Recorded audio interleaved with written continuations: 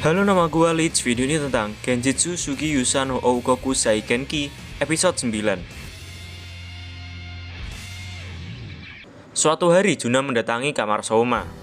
Meski di kamar, Soma tetap bekerja dengan banyak dokumen di sekitarnya. Tujuan Juna datang karena ia khawatir Soma belum tidur akhir-akhir ini.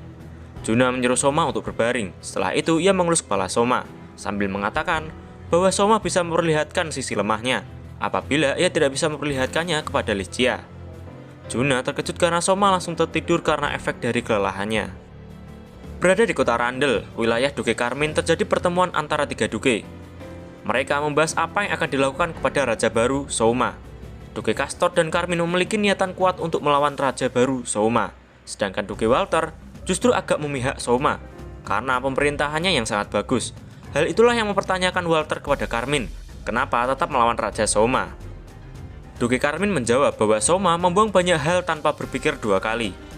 Soma sudah membuang banyak hal yang tidak dianggapnya efisien, seperti harta dan penjabat, yang padahal sudah melayani kerajaan bertahun-tahun. Hal itulah yang membuat Duke Karmin tidak menyukai Raja Soma. Setelah menggulingkan Soma, ia akan mengangkat Raja Albert untuk memerintah lagi.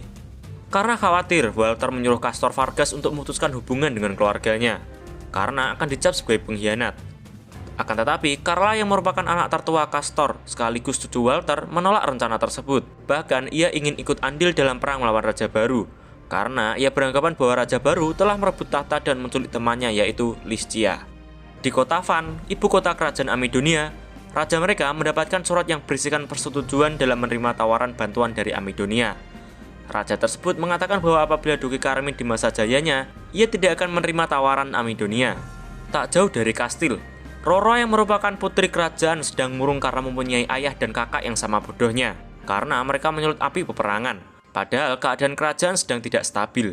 Di dalam kastil kerajaan Elfrieden, Soma mendapatkan laporan bahwa masalah krisis pangan mulai terselesaikan. Dengan begitu, maka akan melakukan rencana selanjutnya, yaitu sebagai penguasa yang kejam. Akan tetapi, kekejaman yang dapat melindungi apa yang harus ia lindungi.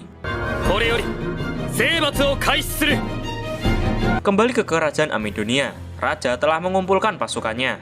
Akan tetapi tiba-tiba Menteri Keuangan Colbert datang dan menentang keputusan Raja untuk melakukan perang. Karena apabila tetap dilakukan, maka rakyat Amidonia akan kelaparan. Raja yang marah pun menendang Colbert.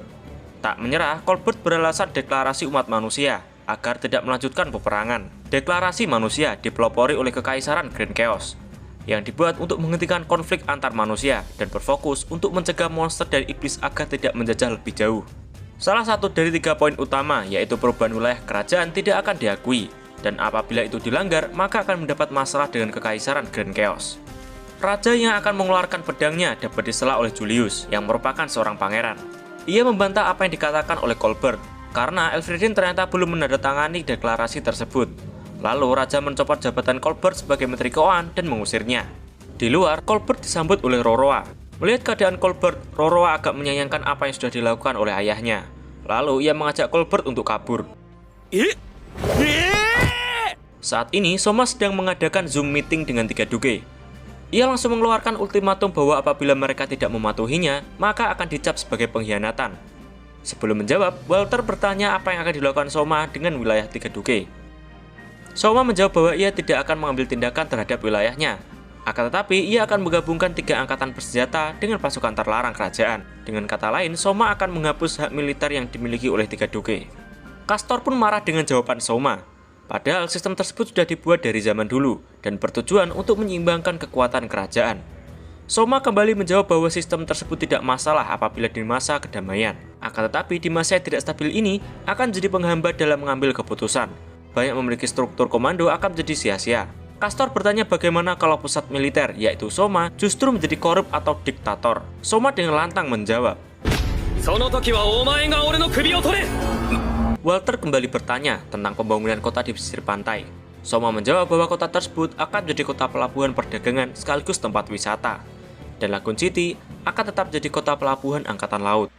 Setelah itu, Axel Walter bersama dengan pasukan angkatan laut miliknya tunduk di bawah perintah Soma. Soma pun berterima kasih dan berharap kerjasamanya.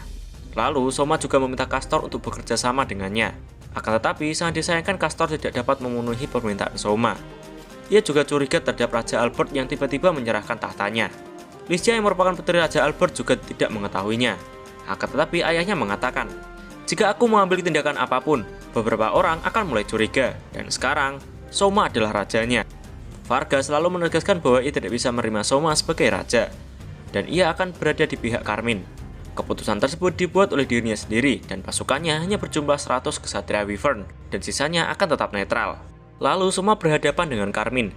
Ia tidak akan bertanya hal yang sama kepada Carmine. Setelah tahu Carmine menerima bangsawan korup, tentu Soma tahu bahwa ia tidak memiliki niatan untuk tunduk. Dan Soma bertanya apa yang membuat Carmine sampai sejauh ini.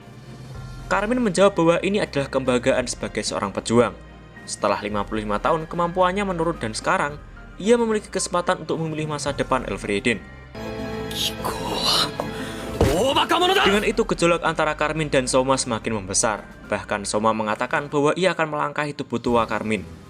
Dan sebelum berperang, Soma meminta semuanya untuk menyetujui bahwa tidak akan melibatkan warga kerajaan yang tidak bersalah. Apabila ada yang melanggar, maka pasukan di bawahnya akan dilepas. Carmine dan Castor pun menyetujui permintaan Soma. Carmine yang akan berpamit tiba-tiba dihentikan oleh Listia. Lalu ia mengambil pedang dan memotong rambutnya.